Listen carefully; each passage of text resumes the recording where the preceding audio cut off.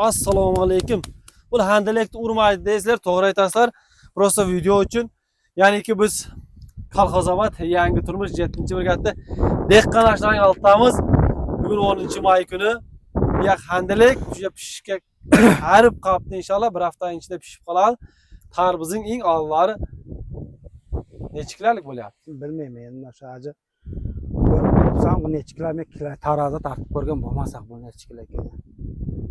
Endi qanday shu parchiqlar shu tarbizni kelib jesi mazza qilayotgan holda keyin qachon yegilgan bu to'g'risida ham aytib o'tcherdi endi. Shu fevralda shu kloka yegilgan. Kloka. Keyin sizlarga bir tarbizni ham ko'rsataylik inshaalloh. Tarbizning ham tuyganlarini demoqchiman-da. Buna bu yerda ham bor ekan. Bu yer kifayat bo'lib qolibdi buni. Yaqinroqdan olamiz.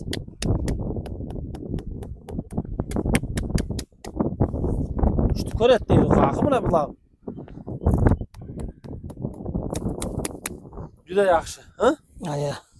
Bular 3 kilo, 2 kilo, 3 kilo bo'lsa kerak-da. Na, hamma joy yaxshi tuyib tarbiz. Maşallah. Buna. Yo, bunday qilaylik. Ovozi yaxshi bo'lsa sizlarga.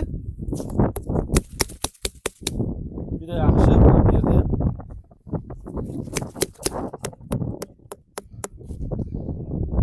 Sog' bo'linglar, salomat bo'linglar. Inshaalloh shu yerda pishishga ular dehqon va harakat qildi. Shu ko'rsangizlar, den like bosib qo'yinglar. Sog' bo'linglar, salomat bo'linglar. Mana endi qarang. Shu meni qarab. Sen ko'r. Yo, meni qarab tur do'st. Mana shunaqa. Endi